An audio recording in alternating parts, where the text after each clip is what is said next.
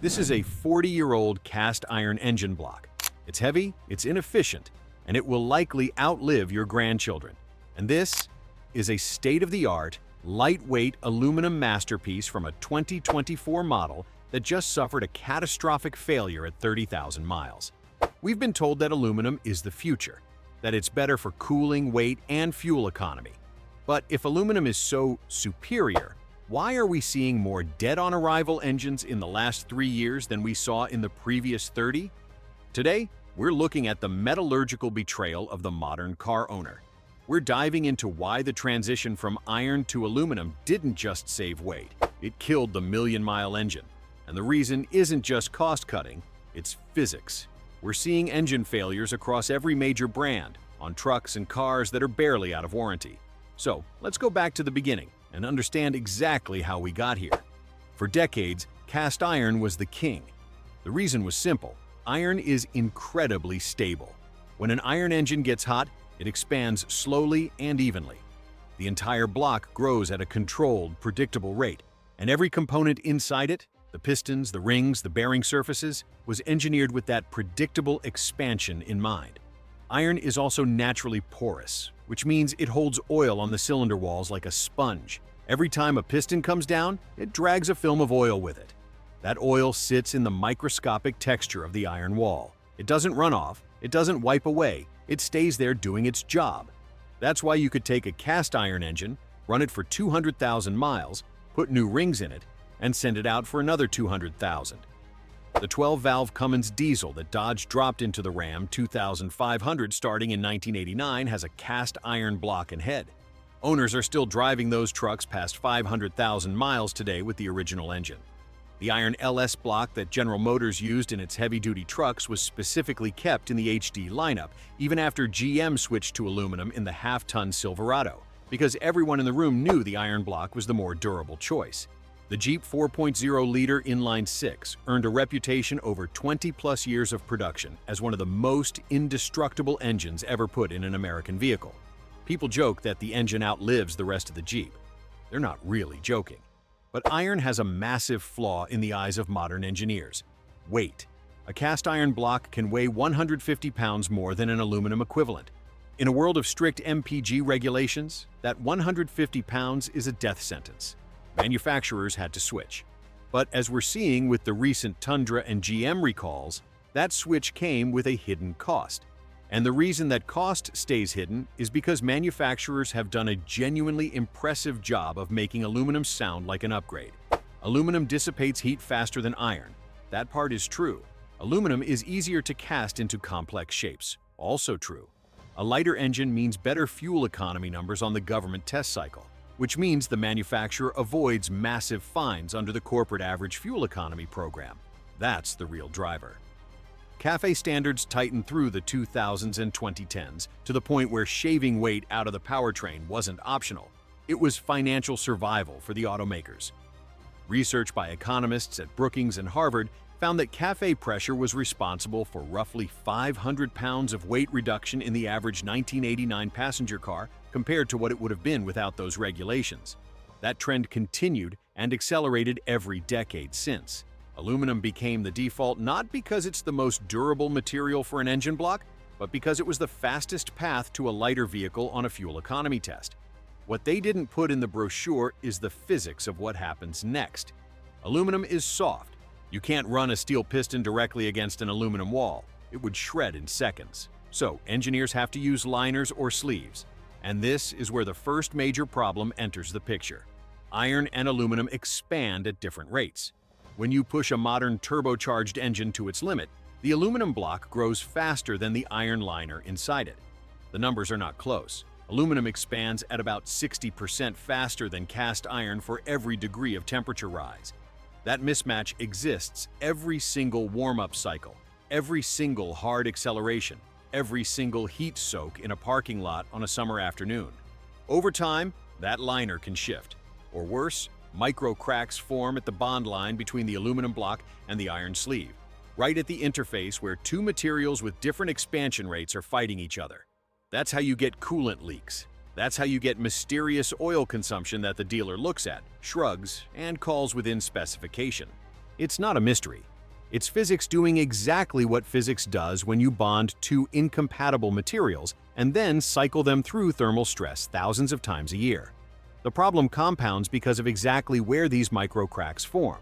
In a cast iron block, the cylinder wall itself is iron, homogeneous, consistent, holding the same properties all the way through. In an aluminum block with iron sleeves, the most mechanically stressed junction in the entire engine, the area right around the top of the cylinder where combustion pressure is highest, is also the area where two different materials meet. When that junction starts to fail, it doesn't announce itself cleanly. It bleeds coolant slowly. It lets combustion gases seep past. It builds up a slow-motion pressure leak that shows up months later as a blown head gasket that the shop quotes you at more than the car is worth to fix. Now the pressure cooker problem. We are asking tiny aluminum blocks to handle massive turbo pressure. We're taking 3.5-liter engines and making them do the work of a 6.0-liter V8. The webbing, the structural material that holds the crankshaft, simply doesn't have the meat that old iron blocks had. Under high stress, these blocks actually flex. And when a block flexes, your bearings get crushed. Sound familiar, Tundra owners? Think about what that actually means mechanically. A cast iron block from the classic era was over-engineered.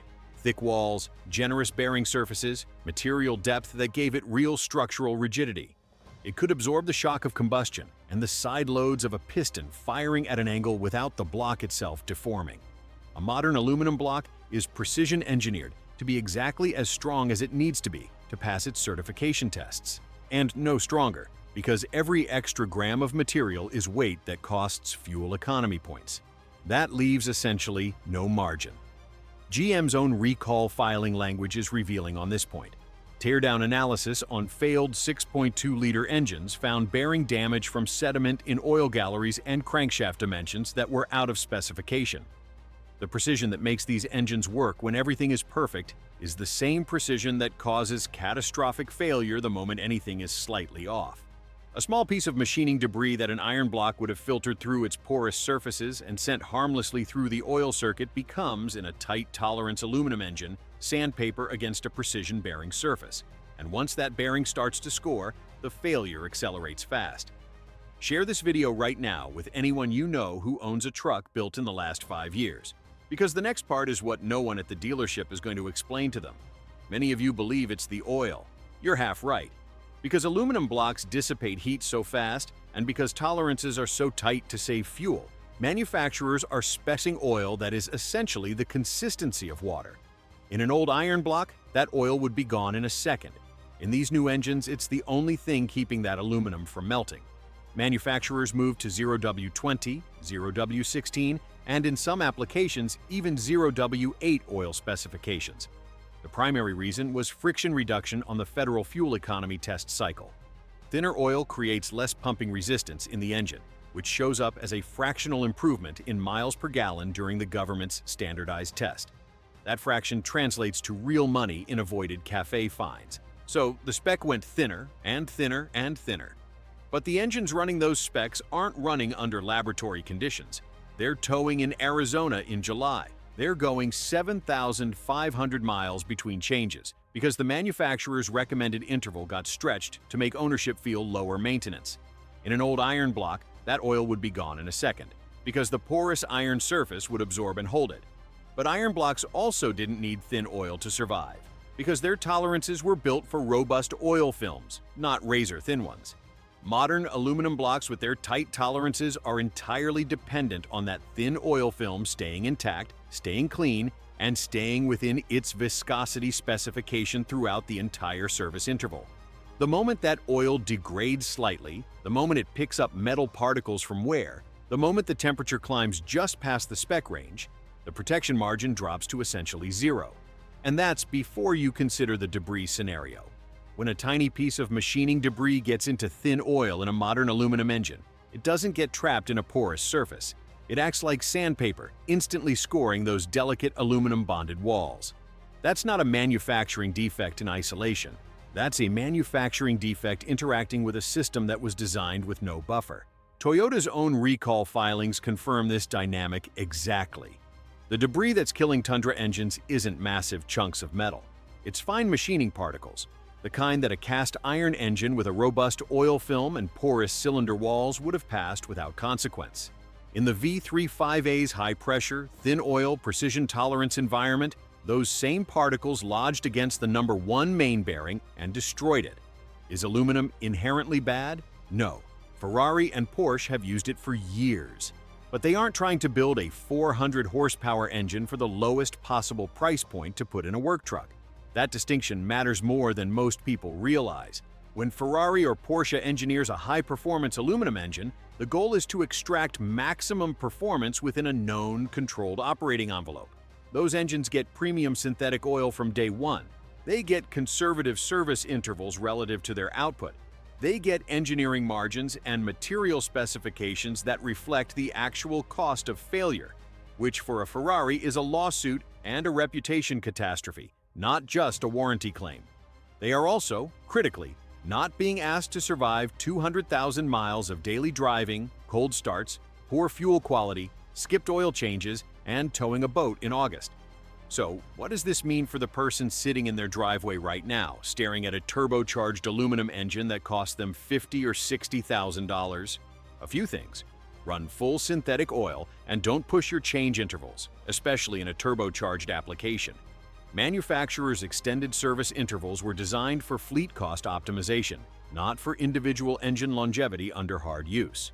If you're towing regularly, if you're in a hot climate, if your engine is one of the platforms with documented failure patterns, shorten the interval. Keep your coolant fresh and within spec. Degraded coolant chemistry attacks aluminum faster than it attacks iron, and the head gasket interfaces in aluminum blocks are the first thing to pay for that chemistry failure.